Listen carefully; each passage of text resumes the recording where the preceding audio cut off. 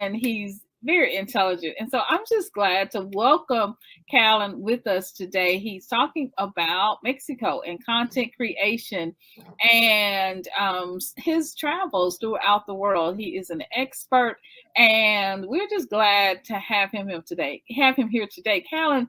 For people who are just joining, who are gonna have to watch the replay. Hey, sis, African Queen, how are you, Giselle?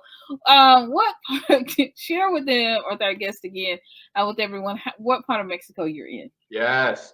Hello, Giselle. I am living in a city called Puebla, and Puebla is about 2 hours from Mexico City, and it is the fifth biggest city in Mexico. A very cosmopolitan city. Definitely a great city for expats. Yes, that's awesome. And we are dispelling some of the myths, right, around travel because living in America, working hard for this American dream, being a part of the rat race, we often are listening to the American media who is telling you, right, that America is the best country in the Uh-huh. world and you are unsafe once you Uh-huh. leave its shores, Uh-huh. once you cross its borders. And so we know from amazing people like Callan that that is just not the case. It's Mhm. just not true.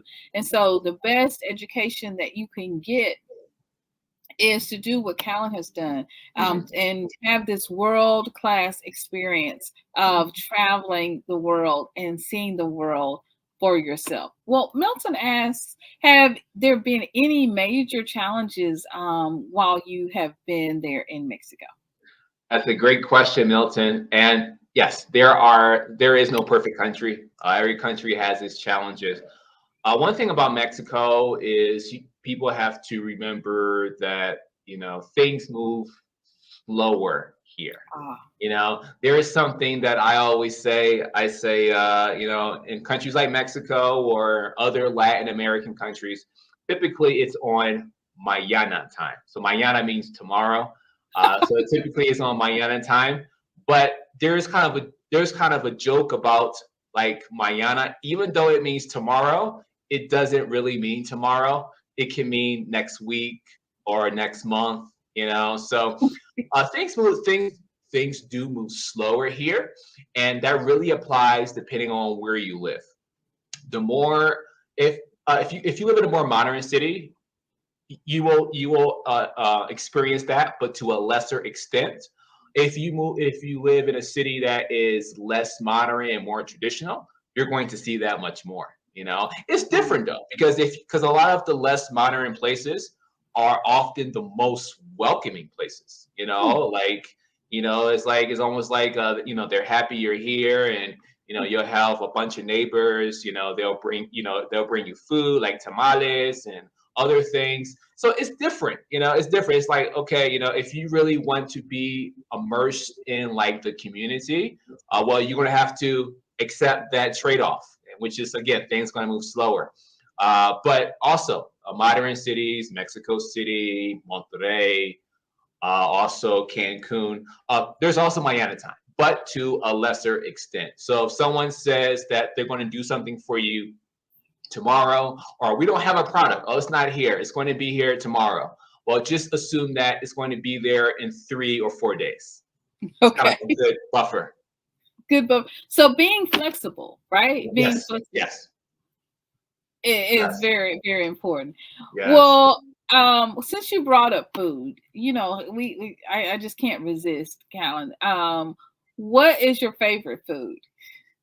Oh wow, I like there's something called barbacoa tacos, Okay. there's actually two things that I really like. There's the barbacoa tacos. Barbacoa is almost like in the U.S. will be considered a barbecue, but the only difference is they cook the meat in the ground. They have a Mm, pit in the ground where they cook the meat. Uh, I have seen a few Southern pit masters in the U.S. A few of them do that too. A few yeah. of them, but at least with me, it appears to be more popular in Mexico. So they cook the lamb in the ground, and then after many hours, they take it out and they well, after they season it, they take it out, and then that's barbacoa tacos. Very good meat, excellent.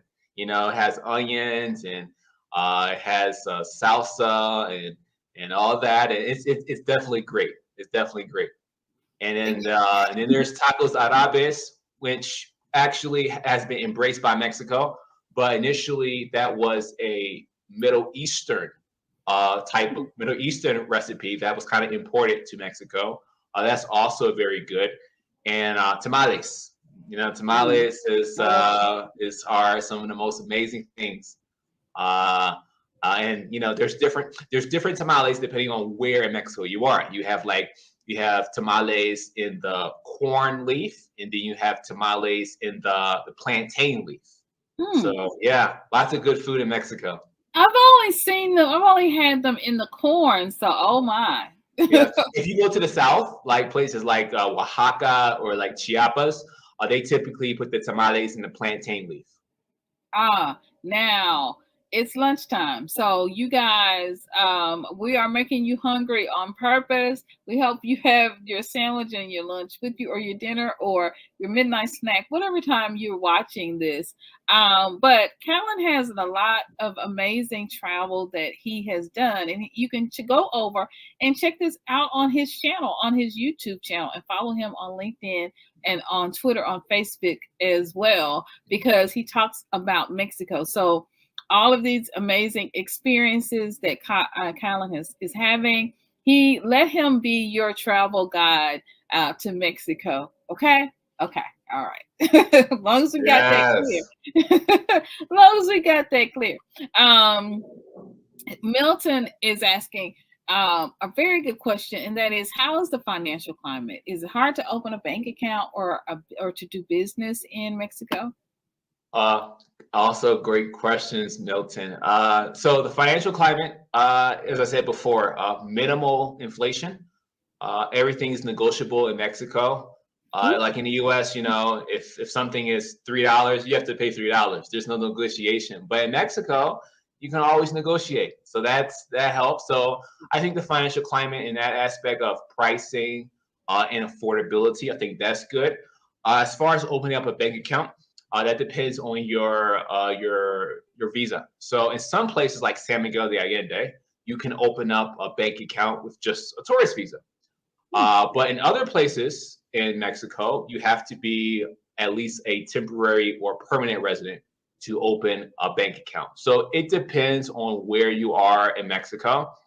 There's a lot of ambiguity with the rules, because in one part of Mexico, they may say it has to be done this way. And another part of Mexico, they say, no, it's this way, So it depends. It really depends. And I know it's not the best answer to give, but that's the reality. That's the reality. Honesty, and love that. And that's why you're here to offer your expert opinion. And we absolutely love that.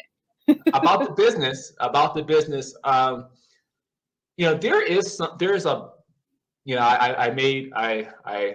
the last three videos, more or less, I talked about it briefly, but there's something in Mexico called the informal economy. And an informal economy are people who have businesses, but they are not paying taxes. Like, for example, it's the old lady 2 blocks away who's selling tamales, and there's a line all the way around the corner, people waiting to buy their tamale, and she doesn't pay taxes. So there is a lot of informal businesses like that. As a foreigner, in some areas you could be successful and have no problems, but in other areas it might not be a good idea. So probably the most safest way is for to get permanent residency. To get permanent residency, that'll probably be the safest way to open up a business.